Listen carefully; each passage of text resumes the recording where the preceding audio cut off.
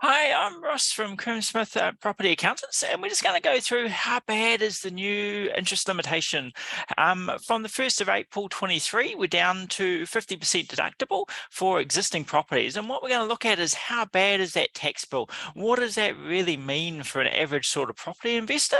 And what do things look like? So I'm just going to start off talking about an old example. So when we're on lower interest rates, we might have had an $800,000 property. We might have had 300,000 equity and we might have had $500,000 of debt.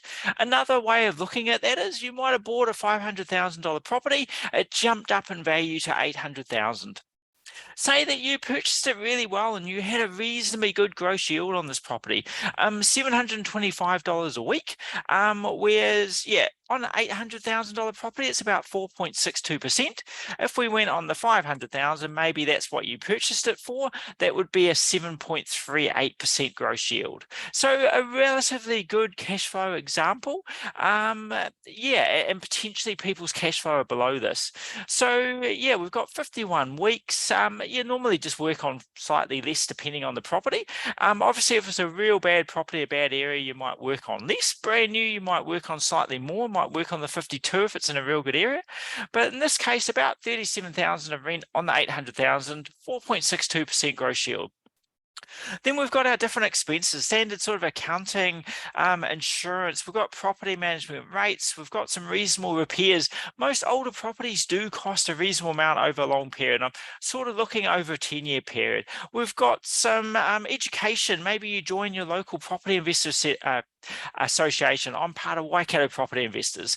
Maybe a little bit of travel. So yeah, and I've done the interest rate. 3%. So this is when interest rates were a bit lower. You might have fixed 2.99% for 5 years if you're lucky, or you're just on a lower interest rate. So at that time, we had 37,000 in, 29 out. We're making about $8,000. Hopefully you then got value it in and you got them doing a chattels valuation. They valued their carpets, curtains, dishwasher, stove, heat pumps, all the different chattels, and you get a deduction for chattels, making a taxable profit, maybe 2,200. If you're at 33%, paying $700 of tax. So that's what property investment looked like for a lot of property investors a year or two ago when they were on the 3% interest rate, or it might have even been just a year ago as they were slowly coming off it. But yeah, basically some good cash profit, a small amount of tax. So how does that compare with the new rules? So obviously interest rates have jumped up. So we've got the same property, 800,000, same 300,000 cash, same $500,000 mortgage, same rent, just to keep things simple. But we've got an interest rate 6.5%. So obviously our earlier example had good cash flow. This now has negative cash flow because your interest rate's gone up, paying a lot more in interest. Yeah, obviously now losing money from a cash point of view, even with the 300,000 equity in there. In the old rules, you would then claim all the interest. Oh, I've got the depreciation slightly wrong. We'll do the same on each. The other example was 6,000. So yeah, you've got a loss, then claiming some depreciation. You end up with a bigger loss, no tax to pay as you've got a loss. So that was the old rules.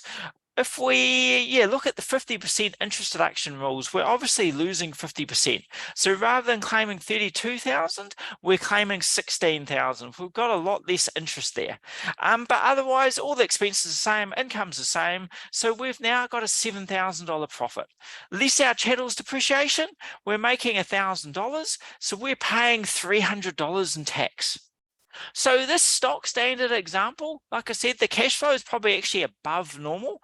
It's a relatively good property. Yes, some people are buying more and got better cash flow. Some people will have lower mortgage and making more. But this example, they're only paying $300 of tax. So if we flick back to our other example, when they were making good cash flow, they're paying $700 of tax. Now looking at what's happening at 50% interest limitation in place from the 1st of April 23, we're looking at paying $300 tax a year. So a lot of people are saying how bad this is going to be, how big an effect it's going to be, and how it's going to start to really hurt property investors. Well, we're already been hurt by the interest rate going up. And what's really happened is our interest interest rates more than doubled. So therefore our tax bill is actually not going to be that bad. Obviously, if you had a whole lot better cash flow, if you had something like, $1,200 rent coming in on 800,000, so a 7.64%, still got 300,000 equity, you're going to start to hurt. So in the old rules, we'd be making some profit and we'd be paying some tax. With the 50%, we would have a lot more profit and a lot more tax. But most property investors, they're actually not that high a gross yield. It's not that bad. Or if they do have a really good gross yield, they would have just recently purchased it, so they won't have the equity in there.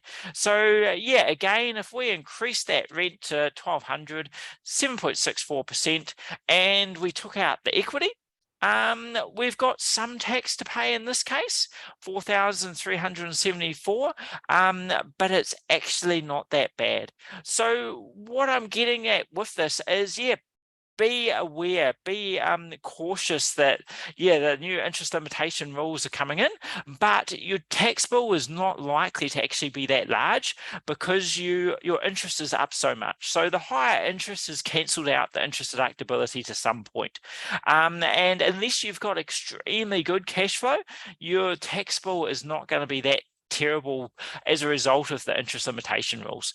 If you're still down at 2.99%, yes, it is going to make a difference, but you obviously still got very good cash flow coming through. So all the doom and gloom talks about how bad the 50% is, it is going to affect you. That example was $332 of tax to pay when you're really losing money, which doesn't make sense, but is these new rules. As we go to 75% non-deductible and 100% non-deductible, if labour stays in, that will have more of effect. But the 50% high interest rates, your tax bill is actually not going to be that bad. I hope you found that useful. Thanks a lot. Bye.